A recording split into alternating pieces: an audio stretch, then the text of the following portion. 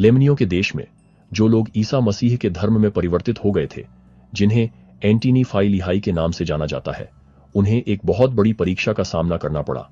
अपने भाइयों से नफरत और गुस्से के बावजूद उन्होंने मसीह में शांति और विश्वास का रास्ता चुना था। लेमनियों, जिन्होंने अभी तक धर्म को स्वीकार नहीं किया था, अमालेकियों और अमूलोनियों ने उनके खिलाफ भड़काया था।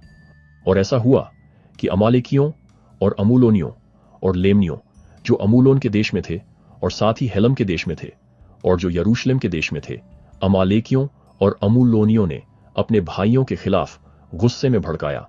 संघर्ष बढ़ने लगा और लेमनियों का गुस्सा एंटीनी फाई लिहाई के खिलाफ भड़क उठा, जो हिंसा और पाप से दूर हो गए थे। बदले में एंटीनी फाई लिहाई मसीह को जान गए थे और वे अब आत्मरक्षा में भी अपने ही लोगों का खून बहाने का विचार सहन नहीं कर सकते थे। और अब उन सभी लोगों में एक भी व्यक्ति नहीं था जो प्रभु के प्रति परिवर्तित हो गए थे, जो अपने भाइयों के खिलाफ हथियार उठाएंगे। नहीं, वे युद्ध की कोई तैयारी भी नहीं करेंगे। एंटीनी फाई लिहाई के राजा ने अपने लोगों को एक साथ बुलाया और भगवान के प्रति आभार व्यक्त किया। उन्होंने बताया कि कैसे धर्म ने उनके दिलों को साफ किया और उन्हें नया बना दिया, उन्हें उनके कई पापों और हत्याओं के लिए क्षमा कर दिया। और देखो, मैं अपने महान भगवान का धन्यवाद करता हूं कि उसने हमें अपने आत्मा का एक हिस्सा हमारे दिलों को नरम करने के लिए दिया है, ताकि हमने इन भाइयों नफियों के साथ एक पत्र व्यवहार खोला हो। और देखो, मैं अपने भगवान का भी धन्यवाद करता हूं कि इस पत्र व्यवहार को खोलकर हमें अपने पापों और कई हत्याओं के बारे में पता चला है जो हमने की हैं। उन्होंने भगवान से एक पवित्र वादा किया कि चाहे कुछ भी हो जाए, वे फिर कभी खून नहीं बहाएंगे। इसके बजाय वे दूसरों की जान लेने के बजाय अपनी जान देने को तैयार रहेंगे।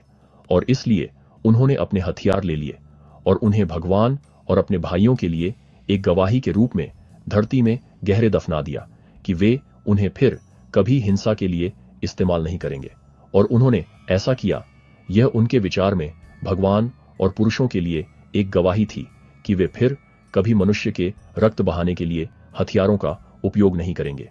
जब लेमनी एंटीनी फाई लिहाई को नष्ट करने आए, तो भगवान के लोग न तो भागे और न ही वापस लड़े। इसके बजाय वे उनसे मिलने के लिए बाहर गए, जमीन पर लेट गए और भगवान से प्रार्थना की। लेमनियों ने लड़ने के बजाय मरने की उनकी इच्छा देखी और उनके दिल दहल गए। और इस प्रकार वे इसी स्थिति में थे जब लेमनियों ने उन पर गिरना शुरू कर दिया और उन्हें तलवार से मारना शुरू कर दिया। उनमें से 1005 मारे गए, लेकिन उनका विश्वास और बलिदान व्यर्थ नहीं गया। अब जब लेमनियों ने यह देखा, तो उन्होंने उनका वध करना बंद कर दिया